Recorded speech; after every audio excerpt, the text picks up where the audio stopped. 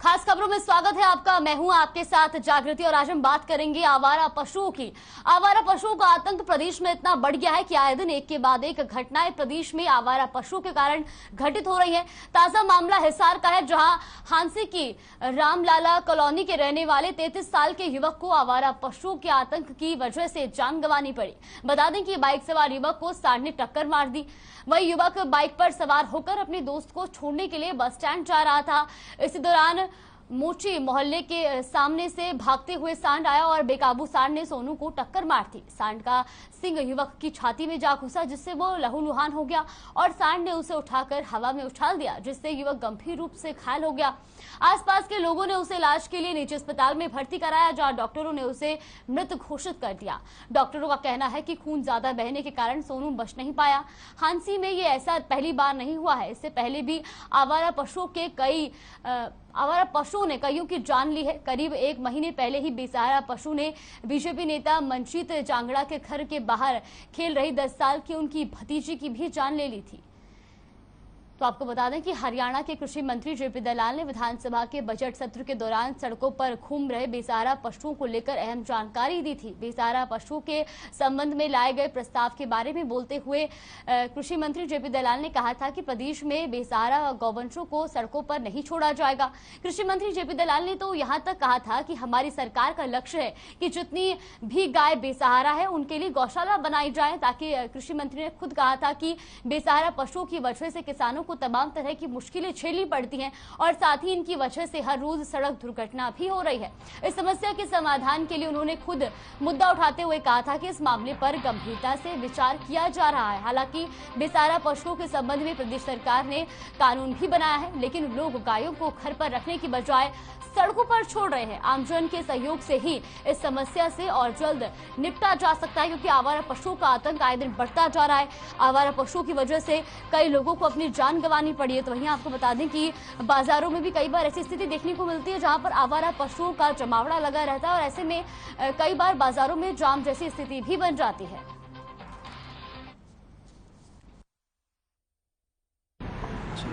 ये अपना भाई था क्या? बड़ा भाई था। बड़ा भाई था, क्या नाम है? सोनू यादव। ये कहाँ से रहते थे? ये भाई ने बस स्टैंड पर छोड़ना आया था। बस स्टैंड छोड़ने जा रहे थे। तो क्या कुछ मामला कैसे होगा? वो गली में टर्न करने लग गया ना, एकदम खगड़ आ था बहुत तेजी से। अच्छा। और सीधे आगे उन्हें टक्कर मारी। अच्छा, सीधे तो टक्कर लगने तो सींग लग गया, दिल को ऊपर फाड़ दिया उड़ते पूरा हिस्सा। तो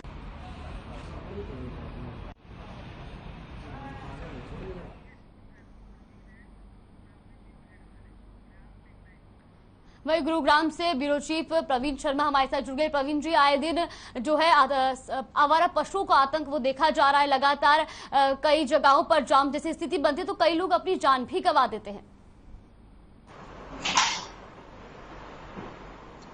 जी बिल्कुल जागृति, देखिए ये बहुत बड़ी समस्या है आवारा पशुओं की, और खासतौर पे मैं कहूं कि जो ये कहना गलत नहीं होगा कि जो गोधन है, जो गाय है, वो सबसे ज्यादा सड़कों पर आपको मिल जाएंगी। जबकि हरियाणा में गौ सेवा आयोग का गठन इसलिए किया गया था कि जो गोधन है वो सड़कों पर ना विचरे, लेकिन बावजूद उसके आप देखेंगे कि कूड़े के ढेरों पर आपको जगह जगह गोवंश आपको वहां पर मिल जाएगा। तो ये बड़ी विडंबना की स्थिति है कि गो आयोग के गठन के बावजूद भी जो है गाय सड़कों पर कूड़ों के ढेर पर आपको मुंह मारती नजर आएगी। और इसके अलावा जब सड़क के किनारे पर ये ढेर लगे होते हैं, वहां पर जब गाय खड़ी होती है तो दुर्घटना का खतरा भी लगातार बना रहता है, और जो आसपास से लोग गुजरते हैं वहां से उनको भी घायल होने का खतरा बना रहता है। ऐसे कई मामले कई शहरों में आ चुके हैं जब जो है आवारा पशुओं की टक्कर से लोगों को अपनी जान तक गंवानी पड़ी है। तो कहीं ना कहीं एक सोचने का विषय है, जब सरकार इतना कुछ पैसा खर्च कर रही है। अभी हाल ही में जो हमारा सत्र हुआ था विधानसभा का, उसमें जो गौ सेवा आयोग का बजट भी बढ़ाया गया था, ताकि जो गौशाला है वहां पर गौवंश को रखने में तकलीफ ना हो, किसी तरह की परेशानी ना हो, इसके लिए बाकायदा बजट भी बढ़ाया गया था। बावजूद उसके अगर आज आप भी आज सड़कों पर निकलेंगे तो आपको जगह जगह गाय और जो बैल हैं वो आपको दिखाई दे जाएंगे आवारा घूमते हुए और कूड़े के ढेर पर चरते हुए। और साथ ही जब ये सड़क पर आ जाते हैं, अक्सर इनमें लड़ाई होती है, और जब ये सड़क पर आ जाते हैं तो पूरा ट्रैफिक बाधित हो जाता है। कई गाड़ियों के शीशे तक टूट जाते हैं इनकी लड़ाई के दौरान। लेकिन अगर बात करें नगर निगम या नगर पालिकाओं की, जिनके ऊपर जिम्मेदारी है इन गोवंश को गौशाला तक पहुंचाने की, इसके लिए बाकायदा उनके पास एक कैटल कैप्चर विंग है वो किस तरह काम करती है, ये सवालिया निशान है। क्योंकि जिस तरह से साफ तौर पर आप देखें सड़कों पर गोधन आपको घूमता हुआ मिल जाएगा। जी बिल्कुल प्रवीण जी, आपसे ये भी जानना चाहेंगे कि जब आप ग्राउंड पर निकलते हैं तो तब गुरुग्राम में आपको किस तरह की स्थिति देखने को मिलती है? जी देखिए, गुरुग्राम में अगर आप जिस रोड पर निकलेंगे, मैं बात करूं खांडसा रोड की, जहां पर सब्जी मंडी है, उसके अलावा बसई रोड, शहर से जरा सा भी अगर 1 किलोमीटर आप बाहर निकलेंगे तो वहां पर आपको झुंड के झुंड आवारा पशुओं के मिल जाएंगे। और इसके अलावा जहां भी आपको जो कूड़े के ढेर लगे हुए हैं उन पर भी आपको आवारा पशु मिल जाएंगे। इसके अलावा जो आउटसाइड एरिया है गुरुग्राम का, बात करें अगर गुरुग्राम से बाहर 2 किलोमीटर निकलते हैं, बादशाहपुर की तरफ चलते हैं, तो वहां भी आपको ऐसे आवारा पशु सैकड़ों की संख्या में मिल जाएंगे जो वहां पर खाली प्लॉट और सड़कों पर चरते नजर आएंगे। तो ये एक चिंता का विषय है, क्योंकि यही आवारा पशु कई बार जो है लोगों की जान के लिए खतरा बन जाते हैं। क्योंकि जब जिस तरह से अब हम बात करें कि गर्मी का मौसम है, और गर्मी के मौसम में ये पशु चिड़चिड़े हो जाते हैं और जो इनके आसपास से लोग निकलते हैं उनको मारने के लिए दौड़ते हैं। तो ये एक जान जोखिम का खतरा है। इस पर कहीं ना कहीं जो प्रशासन है उसको संज्ञान लेना चाहिए, और जो सड़कों पर जो गोधन घूम रहा है उसको गौशाला में रखना चाहिए। गुरुग्राम में गौशाला की हम बात करें तो पालम विहार में एक बहुत बड़ी गौशाला बनाई गई है। इसके अलावा जो नुह का सेंगल है वहां पर भी गुरुग्राम से आवारा पशुओं को भेजा जाता है। उसके अलावा बसई में जो है बहुत बड़ी गौशाला बनी हुई है। बावजूद इतनी संख्या में गायों का सड़क पर विचरण करना एक चिंता का विषय है, और ये कहीं ना कहीं सरकार को सोचना होगा। हालांकि बजट सत्र में बेशक घोषणा कर दी हो कि गो आयोग का जो बजट बढ़ाया जा रहा है ताकि पशुओं की देखभाल अच्छे से हो सके, लेकिन अगर धरातल की बात करें, हम ग्राउंड की बात करें, तो उस पर किसी तरह का काम होता नजर नहीं आ रहा है। जी बिल्कुल, हिसार से हमारे साथ अनूप कुंडू भी जुड़ गए हैं। अनूप, पिछले 6 महीने में तीसरी ऐसी घटना है जब आवारा पशुओं के आतंक से किसी व्यक्ति को अपनी जान गंवानी पड़ी, एक युवक की जान चली गई है। जागृति, ये तो ऑन रिकॉर्ड है, जो सीसीटीवी फुटेज में कैद हो गई वो तस्वीरें होंगी, या फिर जिन्होंने मामला दर्ज करवा दिया या जिससे मौत हो गई, इस प्रकार की घटनाओं का ही जिक्र हो पा रहा है। लेकिन हर रोज जिस प्रकार से आवारा पशुओं से दुर्घटनाएं होती हैं, एक्सीडेंट होते हैं, स्कूल में जाने वाले बच्चों को मारा जाता है, बाजार में महिलाओं को मारा जाता है और बाइक गाड़ियों को तोड़ा जाता है, उस प्रकार की घटनाएं तो मिल ही नहीं पा रही, मीडिया तक भी नहीं पहुंच पा रही, और वो एफआईआर के रूप में भी दर्ज नहीं हो पा रही। आप तस्वीरों में मेरे पीछे भी देख पा रहे होंगे कि दर्जन भर के करीब आवारा पशु तो यहाँ पर बैठे हैं। तो ऐसे में सबसे पहले मैं हांसी की इस जो आज का मुद्दा है उसकी बात करूं तो हांसी में एक आवारा सांड ने एक युवक के छाती में सींग घोंपने की वजह से उसकी मौत हो गई, और वो अपने साथी को, अपने दोस्त को बस स्टैंड छोड़ने जा रहा था। आगे से अचानक से वो सांड आया और उसको टक्कर मार दी। टक्कर मारने के बाद उसकी मौत हो गई। ये हिसार जिले का एक मामला अभी ताजा है, लेकिन इससे पहले एक युवती को रोंद रोंद के पांव के नीचे रोंद रोंद के उसको मारा गया था। एक बुजुर्ग को इसी तरह से मारा गया था। तो इस प्रकार की अनेकों घटनाएं हर रोज, चाहे वो हिसार में हो, हांसी में हो, नारनौंद में हो, उकलाना में हो, बरवाला में हो, आदमपुर में हो, तमाम जिले के जो भी क्षेत्र है वहां पर इस प्रकार की घटनाएं हर रोज देखने को मिलती हैं। बाजारों में देख सकते हैं कि किस प्रकार से इस प्रकार के जो आवारा पशु चलते चलते बाइक वाले को टक्कर मार देते हैं, गाड़ियों के ऊपर एक दूसरे से लड़ाई करते हुए गाड़ियों के ऊपर तक चढ़ जाते हैं, शीशे टूटने की बात सामने आती है। तो इस प्रकार के बहुत सारे मामले जागृति सामने आते हैं। कैटल फ्री करने का हिसार का प्रशासन का बहुत बड़ा दावा था, बड़ी बड़ी ग्रांट जारी की गई थी, लेकिन आज तक तो कैटल फ्री हो नहीं पाया है जागृति। जी बिल्कुल प्रवीण जी, आपका रुख करना चाहूंगी। अगर बात हरियाणा की करें तो पूरे हरियाणा में 600 गौशालाएं बनाई गई है, यानी कि सरकार तो आवारा पशुओं के लिए कदम उठाती रहती है, उठा भी रही है, लेकिन बड़ी बात यह है कि प्रशासन फिर भी लापरवाह नजर आ रहा है। क्योंकि प्रशासन इन पर क्यों काम नहीं कर रहा है? अगर आवारा पशु नजर आते तो उनको गौशालाओं में क्यों नहीं भेजा जाता है? जी बिल्कुल जागृति, देखिए साफ तौर पर जो निगम या नगर पालिका या जो स्थानीय निकाय शासन है उसकी कहीं ना कहीं नाकामी है। क्योंकि बाकायदा एक कैटल कैचर विंग का गठन किया जाता है हर नगर पालिका में, निकाय में, और उनकी ड्यूटी होती है कि वो जो सड़कों पर आवारा पशु घूम रहे हैं उनको पकड़े और गौशाला तक पहुंचाएं सुरक्षित। इसके अलावा जब ये गौशाला में पहुंचाए जाते हैं तो वहां पर बाकायदा इनकी देखभाल की जाती है, और कोई पशु बीमार होता है तो उसके इलाज की व्यवस्था भी गौशाला में सरकार की ओर से की गई है। बावजूद इसके जो निगम के कर्मचारी हैं वो पशुओं को पकड़ते नहीं है, देखकर भी अनदेखी कर देते हैं। लेकिन जब कोई दुर्घटना होती है, कोई घटना होती है, उसके बाद जरूर एक अभियान चलाया जाता है और उसके बाद इन पशुओं को फिर से बाहर छोड़ दिया जाता है। इसमें एक चीज मैं और जोड़ना चाहूंगा जागृति, कि कहीं ना कहीं जो पशुपालक हैं आसपास के इलाके के, वो भी कहीं ना कहीं इसके लिए जिम्मेदार हैं, क्योंकि अक्सर सुबह जब वो अपने पशु का दूध निकालते हैं, उसके बाद उसको फिर बाजार में छोड़ देते हैं या सड़कों पर छोड़ देते हैं। तो ऐसे लोगों के खिलाफ भी प्रशासन को कड़ी कार्रवाई करनी होगी, जो पशु को सड़क पर छोड़ देते हैं और शाम को फिर लेने के लिए आ जाते हैं और दूध दोहते हैं और फिर उसके बाद सड़क पर छोड़ देते हैं। तो ऐसे लोगों पर भी कार्रवाई प्रशासन को करनी पड़ेगी, क्योंकि ऐसे लोगों की भी संख्या बहुतायत है जो शहरी क्षेत्र के बिल्कुल बाहर निकलते ही रहते हैं और अपना पशुओं को इस्तेमाल करके सड़क पर छोड़ देते हैं। तो ये एक बड़ी विकट सी स्थिति है कि पहचान किस तरह की जाए, क्योंकि निगम के कर्मचारियों की भी कहीं ना कहीं से मिलीभगत हो सकती है, क्योंकि जब ये पशु पकड़ने जाते हैं तो मालिक दौड़कर आ जाता है और अपने पशुओं को छुड़ा ले जाते हैं, लेकिन निगम की ओर से इस और कोई कार्रवाई नहीं की जाती। तो ये कार्रवाई करनी पड़ेगी ताकि पहचान हो सके कि कौन लोग पशुओं को सड़क पर छोड़ते हैं और ये पशु किसके हैं। यदि ये पशु आवारा है तो उनको गौशाला में पहुंचाया जाए, और यदि किसी व्यक्ति के है तो उस पर कड़ी कार्रवाई करके उसको हिदायत दी जाए कि वो अपने पशुओं को सड़कों पर ना छोड़े। जी बिल्कुल। अनूप, आपका रुख करना चाहूंगी, किसान जो किसानों की अगर मैं बात करूं तो किसानों के लिए भी आवारा पशु सरदर्दी बन जाते हैं, क्योंकि एक तरफ जहाँ वो कड़ी मेहनत से दिन रात खेतों में काम करते तो वहीं आवारा पशु उनके खेतों में घुस जाते हैं, और ऐसे में जब वो उनको वहां से बाहर निकालते हैं या वहां से भगाने की कोशिश करते हैं तो कई बार किसान भी इन हादसों का शिकार हो जाते हैं।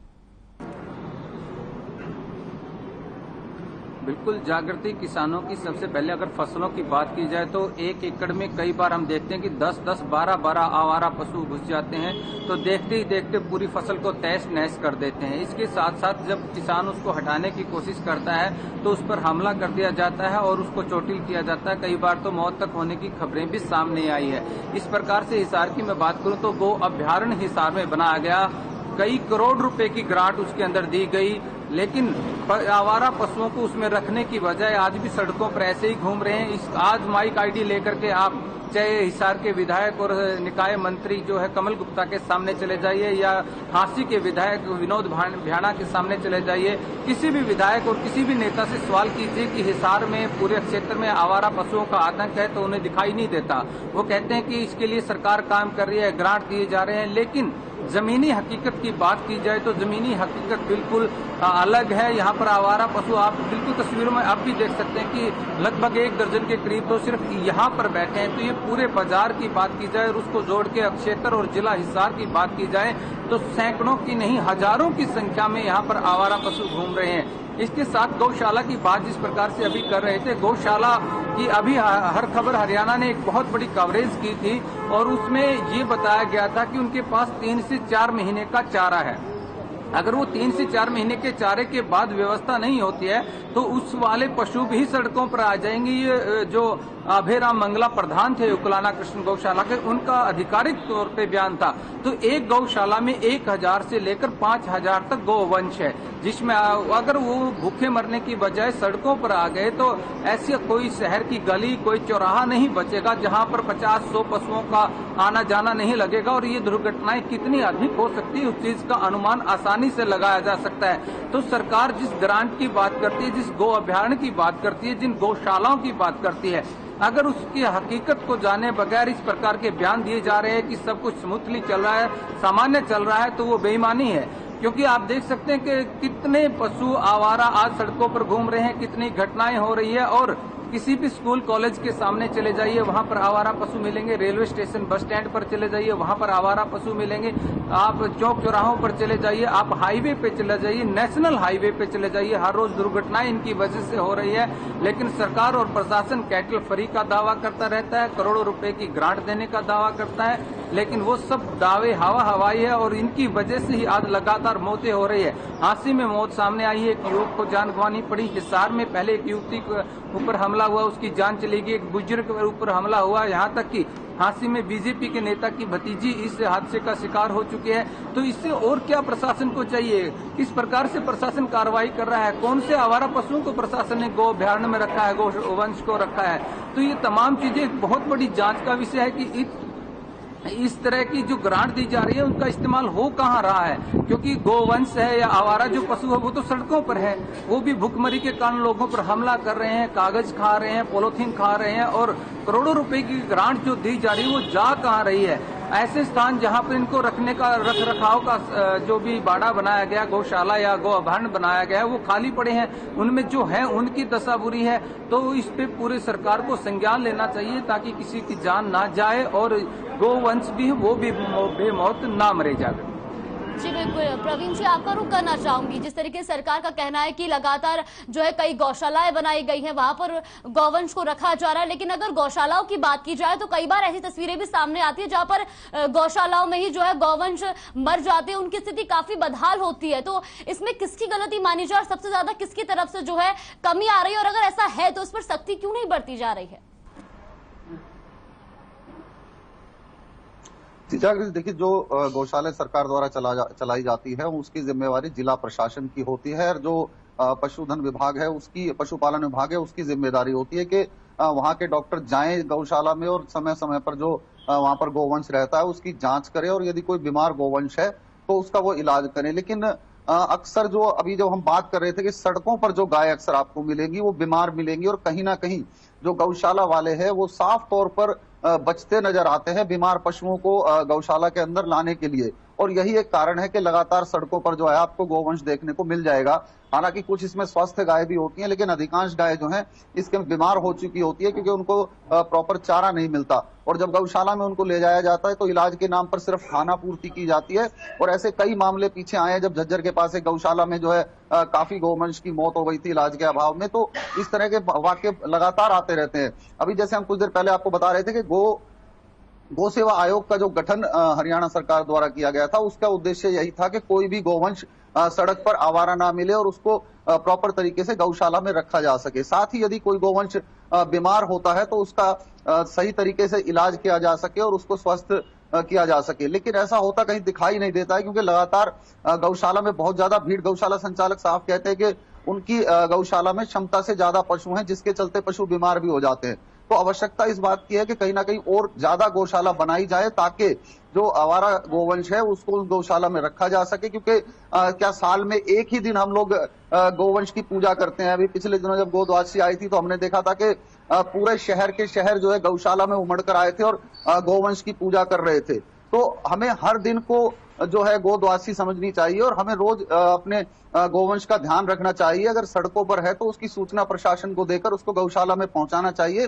जिस तरह से साल में एक दिन गोद्वादशी के दिन पूजन किया जाता है, उस तरह से गाय माता का हर समय पूजन के योग्य है और पूजन किया भी जाना चाहिए। पर पूजन नहीं तो कम से कम हर नागरिक अपना ये कर्तव्य तो निभाए कि अगर उसको कहीं आवारा गोवंश मिलता है तो उसकी सूचना प्रशासन को दे, और जब तक उसको गौशाला में ना पहुंचाया जाए तब तक उसकी निगरानी रखे। ये हमारी भी ड्यूटी बनती है कि हम खुद जागरूक हों और लोगों को भी जागरूक करें कि आप जो गौ माता है जिसकी हम पूजा करते हैं वो सड़कों पर कूड़े के ढेर पर कूड़ा खाती नजर ना आए। ये हमारे लिए एक बड़ी विडंबना की स्थिति है कि जब साल में हम एक दिन अच्छे से पूजा करते हैं और उसके बाद हम देखते हैं कि वही गोवंश जो है कूड़े के ढेर पर अपना पेट भर रहा है।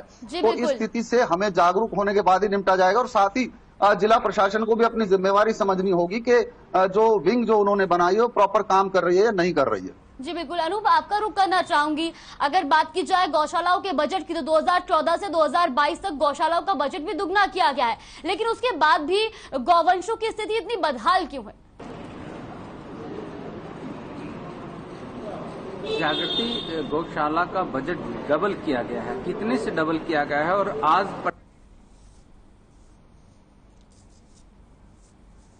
बहुत बड़ी कवरेज की थी, उसमें पता चला था और आधिकारिक रूप से गौशाला के प्रधान का बयान आया था कि प्रति गाय ₹1.50 प्रतिदिन मिल रहा है। तो आप अंदाजा लगाइए कि ₹1.50 प्रतिदिन एक गाय के हिसाब से आएगा तो उसमें उसको क्या मिल सकता है? चारा मिल सकता है, हरा चारा मिल सकता है, सूखा चारा मिल सकता है, या फिर उसको खल बिनोला की तो उसकी बात कीजिए, उसकी पानी की व्यवस्था हो सकती है, उसके ऊपर टैग लगाने की व्यवस्था हो सकती है। अगर एक गाय को मात्र ₹1.50 प्रतिदिन के हिसाब से मिलेगा तो भूखे मरने के कगार की बात तो अपने आप से ही आ गई है। इसके अलावा अगर इस बार की बात की जाए तो जिस प्रकार से किसान बहुत सारा दान दे देते थे, सारा दान में कर देते थे, इस बार उपज कम हुई है। इसको लेकर के हर खबर ने एक बहुत बड़ी कवरेज की थी जिसमें ये स्पष्ट हो गया था कि इस बार गौशाला में ना तो दान दिया हुआ चारा पहुंच रहा है और ना ही सरकार की तरफ से कोई बजट पहुंच रहा है। सिर्फ बातें हवाई है। और आने वाले समय में अगर गोवंश जिस प्रकार से पूरे हरियाणा में 6000 के करीब गौशालाएं हैं, तो उस प्रकार से एक गौशाला में 1000 से लेकर 5000 तक गोवंश की संख्या है।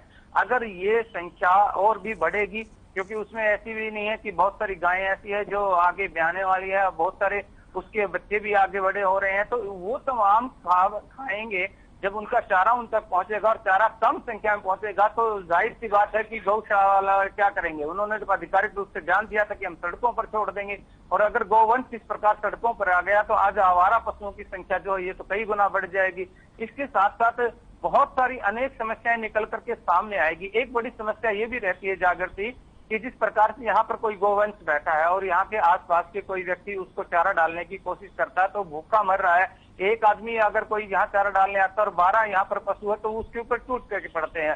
वो सोचता है कि उसे चारा मिल जाए या उसे, ऐसे में लड़ाई हो जाती है। और जो उनको चारा डालने के लिए आता है या उनकी कुछ खाने के लिए देने के लिए आता है, बची हुई सब्जियां हैं या कुछ और है, तो उसके ऊपर भी हमला हो जाता है। तो वो लोग डरने लग जाते हैं कि हमें अब डालेंगे तो ये हमें ही ना मार दे। अगर वो नहीं डाल पाते हैं तो फिर उनकी भूखमरी की बात आ जाती है। ऐसे में बड़ी विकट परिस्थितियां आज के दिन बनी हुई है। और तो ऐसे में सबसे बड़ी बात यह है कि जिस प्रकार पहले कहा जा रहा था कि 12 रुपए प्रति गाय के हिसाब से सुप्रीम कोर्ट में भी केस चल रहा है, तो वो केस वापस सरकार ले और 12 से 15 रुपए प्रतिदिन प्रति गाय के हिसाब से दे तो शायद इनका कोई गुजर बसर हो सकता है। इसके साथ साथ इस बार जो जिस प्रकार सूखे चारे का संकट है उसको लेकर के ये भी देखा कि हमने प्रदेश से बाहर ले जाने के लिए 144 धारा लगा दी गई थी। उसके अलावा और भी बहुत सारे प्रशासन ने कदम उठाए थे, लेकिन उनसे समाधान होने वाला नहीं है। समाधान इस बात से होगा कि जो पशु बाहर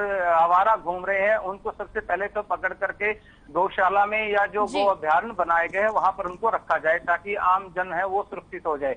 उसके बाद दूसरी बात यह आती है कि उनके खाने पीने और चारे की व्यवस्था समुचित की जाए ताकि वो भूखमरी से भी ना मरे। जी बिल्कुल। प्रवीण जी, आपका रुख करना चाहूंगी क्योंकि जो ये मुद्दा है आवारा पशुओं का वो विधानसभा में भी उठाया गया। उसके बाद गृह मंत्री अनिल विज ने भी बयान दिया था कि सरकार इस मामले पर बेहतर कोशिश कर रही है, लेकिन आम जनता को भी आगे आना चाहिए, आम लोगों को आगे आना चाहिए, क्योंकि अक्सर ऐसे कई लोग होते हैं जो जिस तरीके से आपने बताया किस तरह की स्थिति देखने को मिलती है कि लोग दूध निकाल देते हैं और उसके बाद पशुओं को आवारा छोड़ देते हैं। इसीलिए इस तरह की जो घटनाएं हैं वो होती हैं, आए दिन एक्सीडेंट जैसी घटनाएं हमको देखने को मिलती है। तो कहीं ना कहीं ये आम जनता की, आम लोगों की भी जिम्मेदारी है कि वो इस चीज में सरकार की सहायता करने के लिए आगे कदम बढ़ाएं। जी बिल्कुल जागृति, देखिए जब तक इसमें जन भागीदारी नहीं होगी तब तक ये इसकी रोकथाम बहुत मुश्किल है, क्योंकि लोगों को समझना होगा कि गाय हमारा एक पूजनीय गोधन है और हमें इसकी रक्षा और सुरक्षा दोनों करनी है और इसके खाने पीने का प्रबंध भी करना है। जैसा कि अनूप अभी बता रहे थे कि सरकार की ओर से जो गौशाला को बजट दिया जाता है वो नाकाफी होता है किसी एक पशु का पेट भरने के लिए, जिसके चलते जो है गौशाला संचालक जो है अन्य पशुओं को अपनी गौशाला में नहीं रख पाते। यहाँ पर मैं जागृति एक चीज याद दिलाना चाहता हूँ कि पीछे जब गौ संरक्षण की बात हो रही थी, जब गौ सेवा आयोग का गठन हुआ था, तो ये बात सामने आई थी कि गौशालाओं को स्वावलंबी बनाने की दिशा में कदम उठाए जाएंगे ताकि गौशाला अपना जो है खर्चा खुद उठा सके, और इसके लिए बकायदा बजट भी जारी किया गया था। बावजूद इसके अभी तक ऐसा हो नहीं पाया। उस योजना के तहत जो गाय का गोबर है उसके द्वारा जो है लकड़ी का प्रयोग कम करके उसके जो टंग बना करके वो शमशान में इस्तेमाल करने की बात थी। इसके अलावा गाय के गोबर से पेंट बनाने की बात हुई थी और इस तरह बहुत सी चीजों को लेकर तैयारियां की गई थी, लेकिन वो सारी कागजों में सिमट कर रह गई और उसका नतीजा ये है कि गौशाला स्वावलंबी नहीं बन पाई और आज भी सरकारी फंड के भरोसे है, जो कि काफी नाकाफी होता है किसी भी एक गौशाला के लिए। जी बिल्कुल। प्रवीण जी, बहुत बहुत शुक्रिया आपका हमारे साथ जुड़ने के लिए। अनूप, आपका भी बहुत बहुत शुक्रिया हमारे साथ जुड़ने के लिए और तमाम जानकारी हम तक पहुंचाने के लिए। फिलहाल हमारे इस खास बुलेटिन में बस इतना ही। आप बने रहिए हमारे साथ। नमस्कार।